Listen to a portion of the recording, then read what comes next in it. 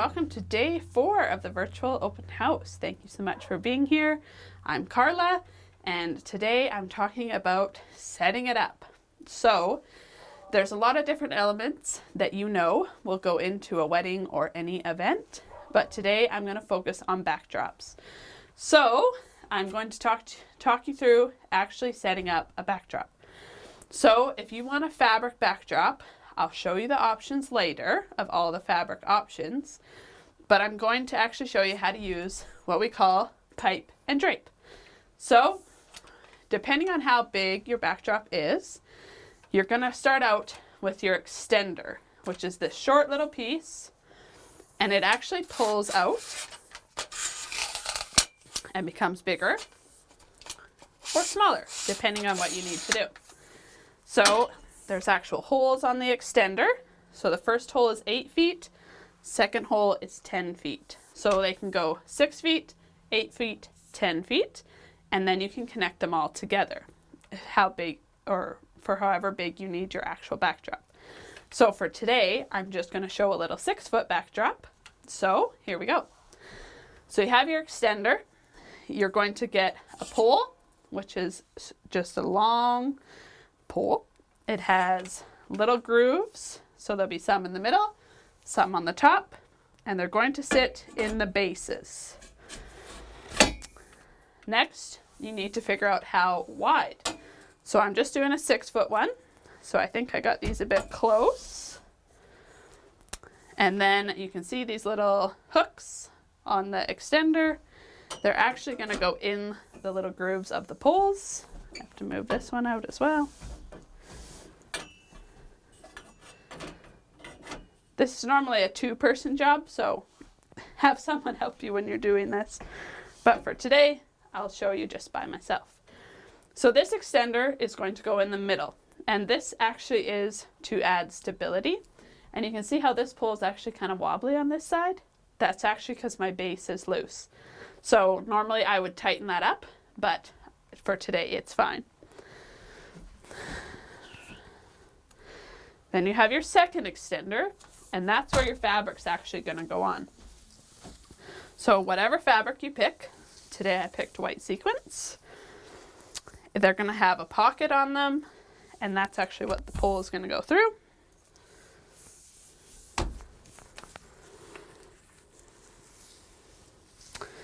And of course I pick a complex one because there's ones on either side.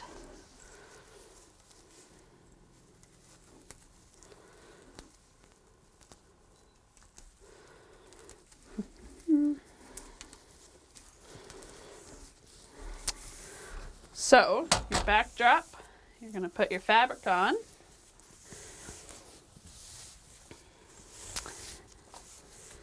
And I'll show you at the end also you can do a double backdrop, which I'll show you what that actually is. Then you're just going to slide your fabric down. Got it the wrong way for you.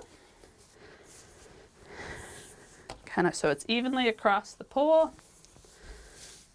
Now this fabric is not that see-through, so actually 2 will probably be sufficient. 2 pieces of fabric.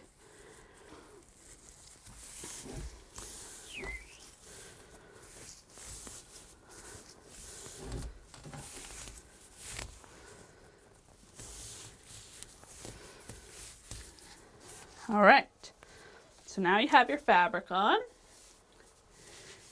Twist her down to make sure that your groove is pointing downwards.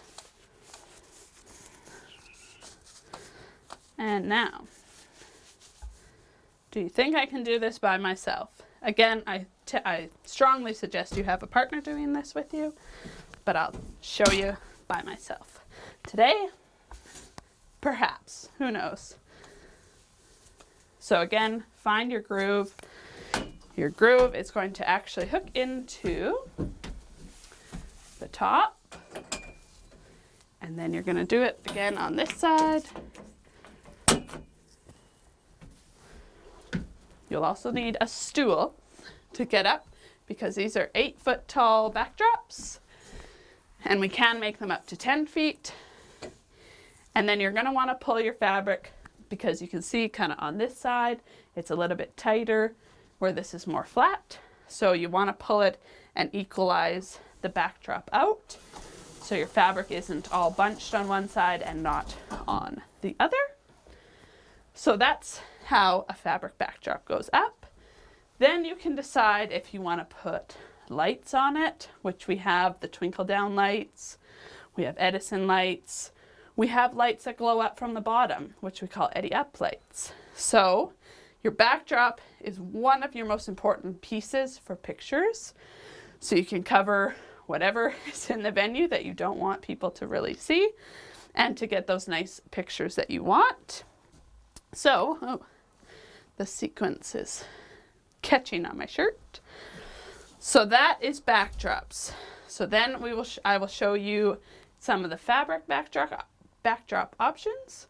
We also have barnwood options. So we have two of those, one being vertical, so your boards go up and down, and one being horizontal, so your boards run horizontally. So those are the wood backdrops as well. So in the consult room, when you come to the shop, I actually have all the fabric backdrop options hanging for you to see. So we have our laces, which we have a peach, a taupe, and an ivory, which are really pretty. And then the next section, the biggest section, is chiffon. So this is that sheer kind of fabric that looks so pretty with just your curtain lights. So simple, so elegant, and we have it in a variety of colors. So of course, royal purple, black, baby pink, blush, by far the most popular, ivory, pewter, so pewter chiffon, so pretty. This is tan chiffon, or caramel, as my mom calls it. And then white chiffon. White, caramel, and ivory. Ivory being definitely the most popular, but these two a close second for sure. And have a check on my Facebook and Instagram pages. You'll see lots of pictures of those backdrops set up, so you can see what they look like in real life as well. So next, we have a banjo curtain. So this banjo curtain, you cannot see through it, and we use it a lot for sectioning off places. Like if you are getting married in your dad's shop or something, or your shed, and the one wall has so much stuff on it that you don't know what to do, but you want to cover it, this is a really great option because it's not see-through at all. So that's a good spot that we could use that. I also have it in white as well. Then we have burlap. So burlap, again, very neutral, and it's real burlap, so it does have a little bit of a smell to it, like burlap does. Copper lace. This one is so cool, and it would be perfect for photo booth backdrop or anything like that. It's a full rosette. This is the one I've been standing in front of all week. So a nice gold. And this is a very similar gold sparkle. Then we have a flocked, and this actually has velvet on it, so it's nice and soft. These are called funky, and as you can see when you pull them out, you can see the little circles on there. Again, a really cool option for a photo booth, if you're deciding to do that or not. And then we have it in pewter, ivory, white. And then the end, we kind of end with our sequence ones. So again, black, the white that I just put up, rose gold, navy, and yellow gold. So quite a few different options for the fabric as well. And then like I said, we do have the woods, and I do have things like old doors that we've used for backdrops. I have a few big sayings. I have some palettes. So again, lots of things that you can see when you come into the shop and that we can talk through as well.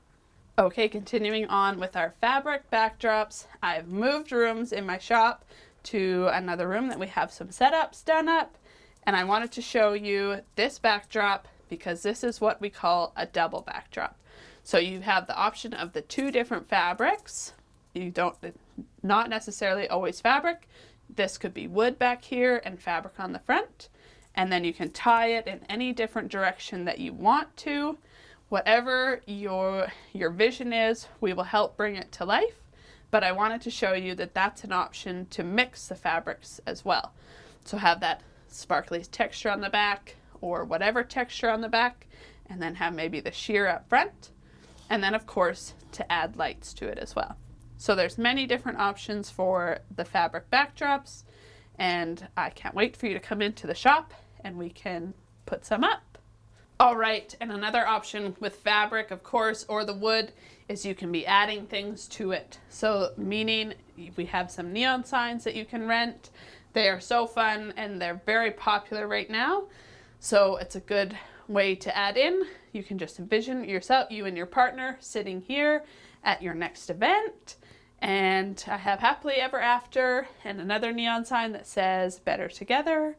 I have just a canvas sign that says together is a beautiful place to be.